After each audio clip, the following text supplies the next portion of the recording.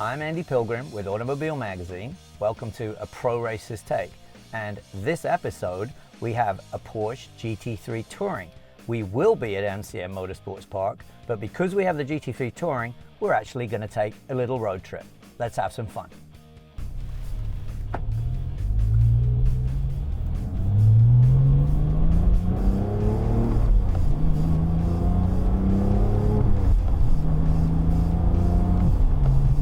We've got a beautiful country road here in Kentucky, outside the racetrack. The beauty of a car like the GT3 Touring, or actually any GT3, but certainly the Touring, is you can enjoy this road. You don't need to be on a racetrack to enjoy this car to the fullest. We're barely doing the speed limit, and it's just a joy to drive. It's got the stick shift because that's the only way you can get a Touring is with a stick shift, and this gearbox has to be one of the absolute best stick shifts I've ever come across. It's absolutely superb. So I just clicked on the Sport exhaust because the biggest thing about this car is it sounds so good at any RPM, especially with the Sport exhaust on. I mean, we're not doing the speed limit, and I'm just accelerating from like 35 miles an hour. I mean, just listen to that. It sounds so good. The other thing that I want to talk about briefly is if you put it in sport mode, you actually get the rev match. It's automatic. And I have to say, 4 rev matches, some of them are good, some of them are okay. This one is absolutely amazing. Now, I can do it either way. I'm a racer, yeah, okay. But for those people that aren't used to it, but they want to have a stick shift, this thing is fantastic. The engine in the GT3 Touring is exactly the same one that you would find in the regular GT3 with the wing, 500 horsepower, 339 pounds-feet of torque, and it revs to 9,000 RPM, which is basically otherworldly. It's just an incredible engine. When we talk about the cars, a lot of times I mention the brakes because most of the time the whole point of these things is we take the cars on track just for fun, no matter what the car is. And if you're taking them on track, you want to talk about the brakes because the brakes are just ludicrously good. Amazing brakes on these cars. The GT3 is a great road trip car. Probably called it a GT3 car going back in the day, if you like. It's a 2-seater car, but it has good accessible storage behind the seats here, so you can keep things in the car with you. Has quite a large trunk up front, about 6 cubic feet of storage there. Certainly room for 2 overnight bags and some extra little bags. We're actually coming towards the Corvette Museum, and regardless of what people may think, you can actually drive a Porsche past the Corvette Museum and doesn't like spontaneously burst into flames or anything. Of course, if you do come to the museum and enjoy looking at all the Corvette history, that's great. Don't forget the racetrack across the freeway there, which is where we're going to be a little bit later, which will be fun. I've had a lot of fun driving that GT3 Touring today, but before I show you the hot lap, I want to show you some of the stuff we did up until the hot lap and how much fun we really had. So we have a half-mile straightaway at NCM Motorsports Park, and we sometimes do a half-mile drag strip. But today, I was thinking, let's see if we can bury the V-box at the 160 mark. So I took a flying leap at the half-mile, and here we go. I think she's gonna do it. Oh yeah, there we go. All right, we like to have some fun out. Speaking of fun, take a look at these corner shots we managed to get and listen to the noise of this motor. It's just awesome.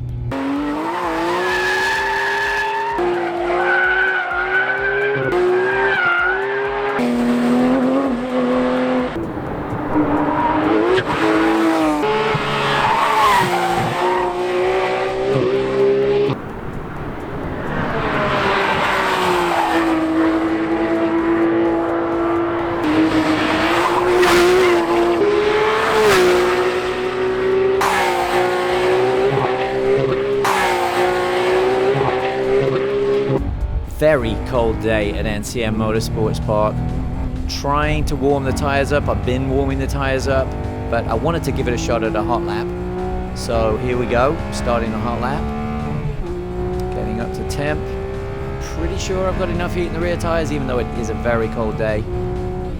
Watch this.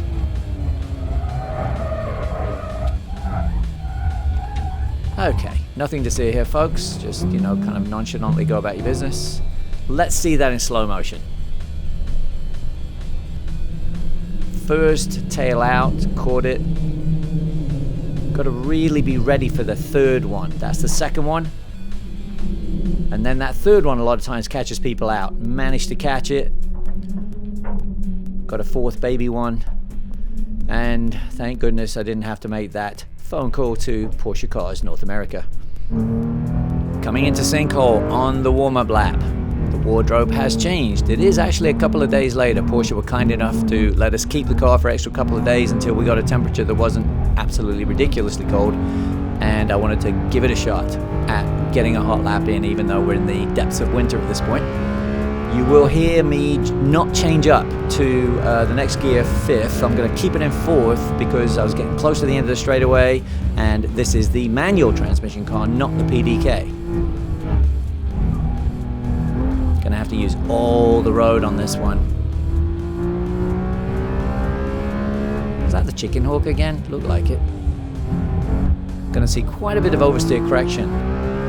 Touring does not have the downforce of the regular GT3. The regular GT3, about 150 pounds of downforce at 124 miles an hour, and the Touring has about 50 pounds of downforce.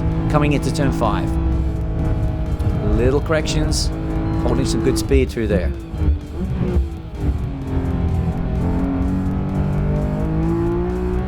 Engine just screams down through 7 here.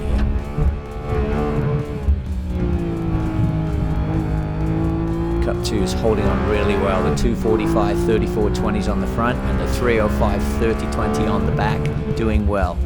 Rev limiter again going into 10. Didn't want to shift up, get it under control. Nice run out of turn 10 up to deception.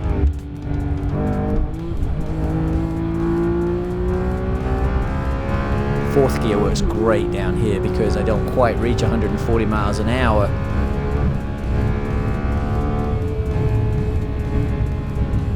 Be careful through there. Moved around a little bit.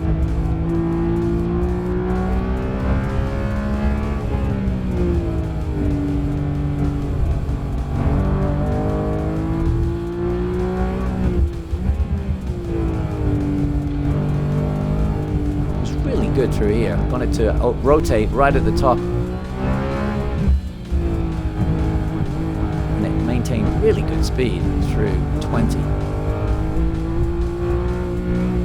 21, hit the curb, quite a bit of oversteer, quick correction there, and then I'm just still messing with it a little bit coming on the straightaway.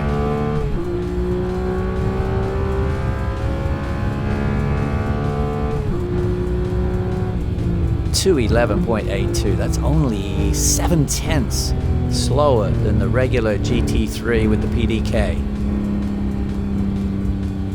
So in conclusion, I think the GT3 Touring's kind of a split personality, really. On track, this car took all of my skill to get a really good lap time out of the car, and it actually reminded me sort of in a throwback way to Porsche 911s I drove maybe on track 20 years ago.